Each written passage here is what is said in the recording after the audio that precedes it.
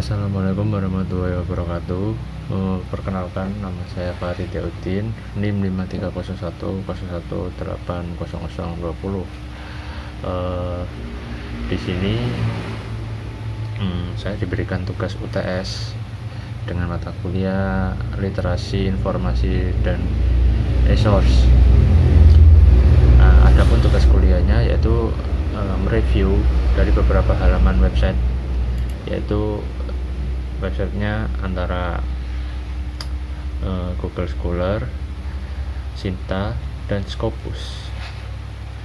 Adapun videonya, penjelasannya sebagai berikut. Nah, Google Scholar ini menyediakan layanan yang memungkinkan pengguna untuk melakukan pencarian materi-materi pembelajaran, yaitu berupa teks dan dengan berbagai format publikasi. Nah, Google ini diluncurkan pada tahun 2004 dengan indeks Google Cendekia yang mencakup jurnal online maupun e-book dan berbagai tesis. Nah, Google ini memudahkan untuk para pengguna mencari literatur akademisi secara luas, ya, dari berbagai bidang maupun lembaga. Nah, langsung saja ke pengaplikasiannya. Nah, dari sini kita akan disediakan awalan untuk mencari apa yang kita tuju. Nah, sebelumnya kita harus membuat akun untuk memudahkan kita dalam pencarian itu. Nah, langsung saja kita klik profil saya. Nah, setelah kita klik, ini sudah dari akun saya sendiri, saya sudah membuat Google Scholar itu.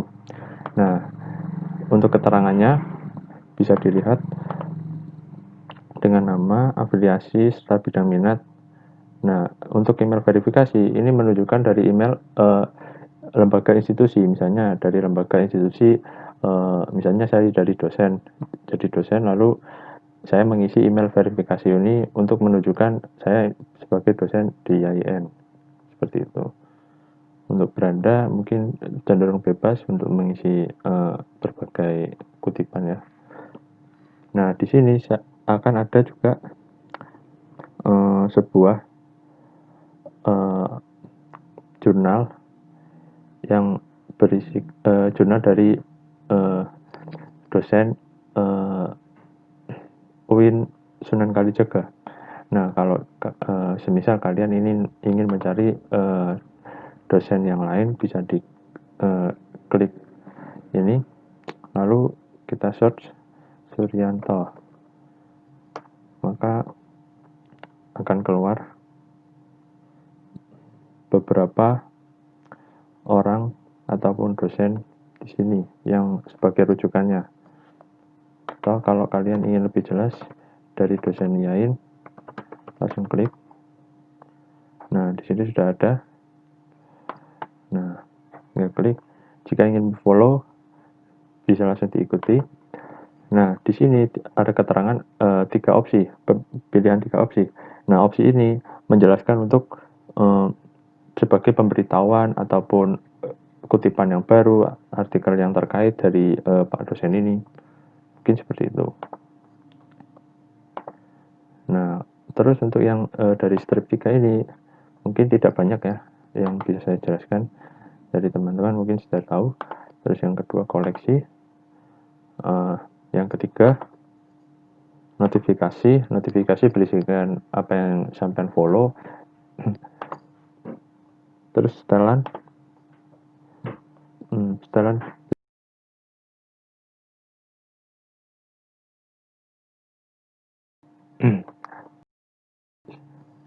Sinta sendiri adalah portal yang berisikan tentang pengukuran kinerja ilmu pengetahuan dan teknologi yang meliputi antara lain kinerja peneliti, penulis, autor, dan kinerja para jurnal dan institusi iptek. Nah, keunggulan dari Sinta yaitu bisa membandingkan antara portal pengindeks yang lain, yaitu secara otomatis, yaitu dengan cara dengan mengindeks dari via Google, Scopus, INASTI, dan Indonesia Publication Index atau IPI. Nah, kalau dari langsung dari dicek di webnya.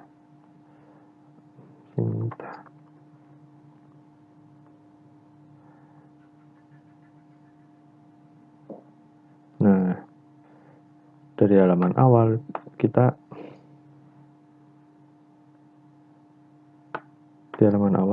berisikan diagram-diagram dari berbagai lembaga institusi.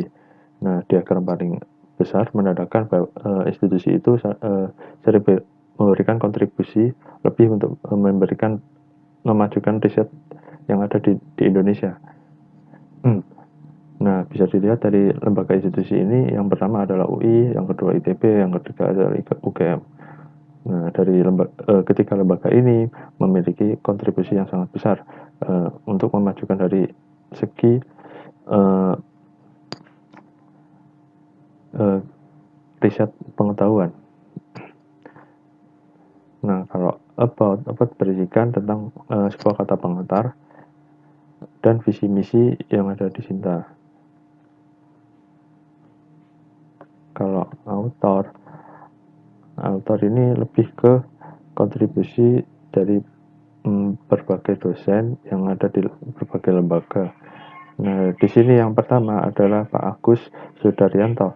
Nah, Pak Agus Sudaryanto sendiri berkontribusi di Universitas Muhammadiyah Surakarta.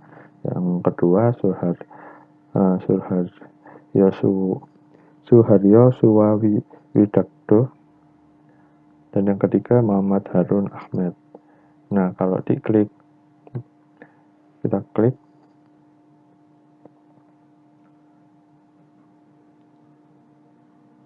nah di sini dari diagramnya bisa dilihat dari diagram 2020 ada 11, yang 2019 ada 2, yang 2018 ada 7. Nah, di sini adalah top 5 paper by citation. Nah, bisa dilihat. Atau kalau di sini juga ada opsi yang tadi, mulai dari profesor, asisten profesor, lalu senior lektur dan lektur. Nah, mungkin tergantung kebutuhan, menyesuaikan apa yang kita butuhkan dari riset kita.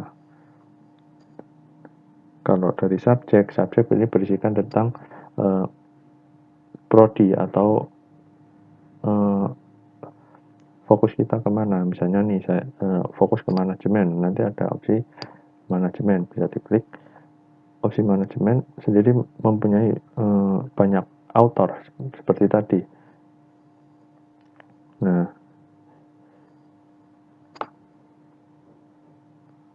ada berbagai author dari berbagai universitas, bisa dipilih.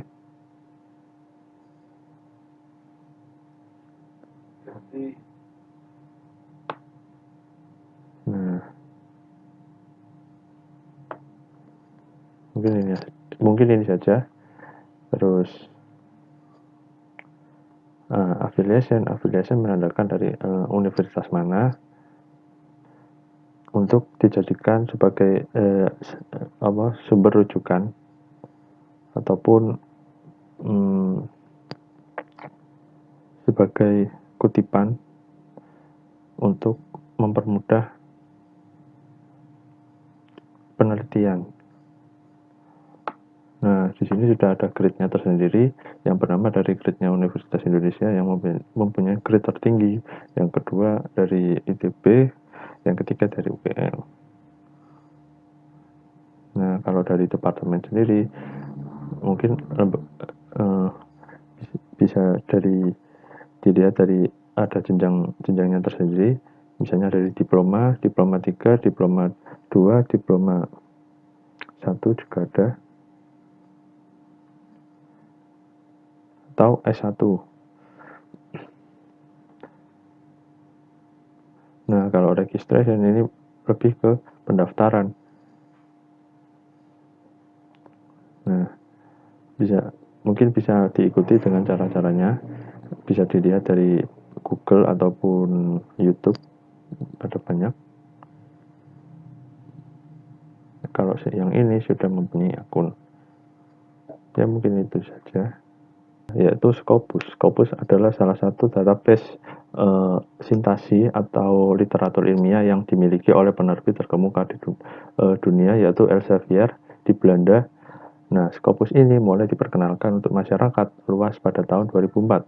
Nah, Scopus ini biasanya bersaing ketat dengan Web of Science, yaitu WOS, yang diterbitkan oleh Thomson Reuters, yang juga menjadi pusat data terbesar di dunia. Nah, Scopus sendiri menyediakan layanan untuk menilai suatu jurnal yang berdampak signifikan atau tidak. Tingkat pengaruh tersebut dicantumkan sebagai Simago Journal Rank SJR yang berfungsi untuk mengukur jauh mana dampak saintifik rata-rata artikel.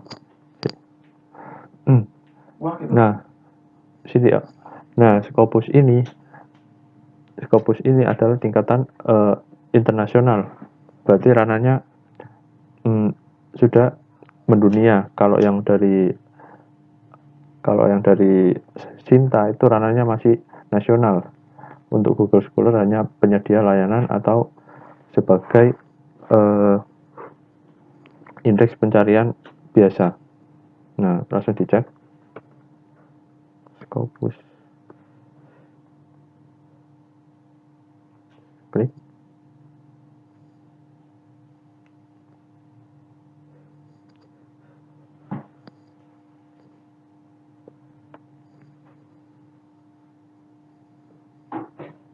Nah, dari menunya sendiri hanya sedikit, saya tidak bisa menjelaskan banyak karena dari pembuatan akunnya sendiri rada ribet.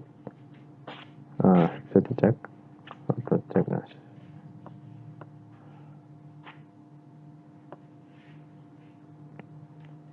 Nah, ini lebih ke instansi atau email institusi. Yang kedua,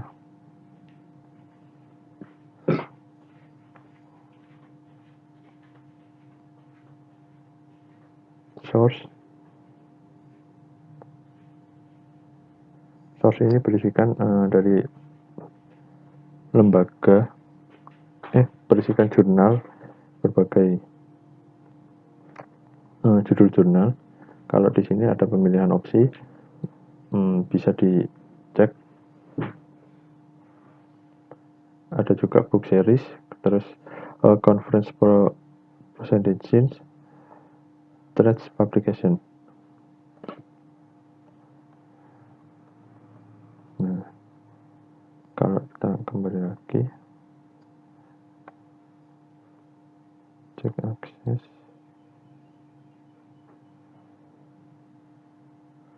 Registration 5 tadi. Nah, terus yang kedua yaitu create account. Nah, di sini nanti kalian bisa buat account. Karena saya belum punya ikannya, dan ini harus mendaftar dari lembaganya. Itu penjelasan dari saya. Selebihnya, jika ada kekurangan ataupun miscommunication atau pemaparannya kurang jelas ataupun tidak sesuai harapan dari teman-teman, saya sendiri mohon maaf atas besar-besarnya. Mungkin sekian itu saja yang dapat saya sampaikan. Wassalamualaikum warahmatullahi wabarakatuh.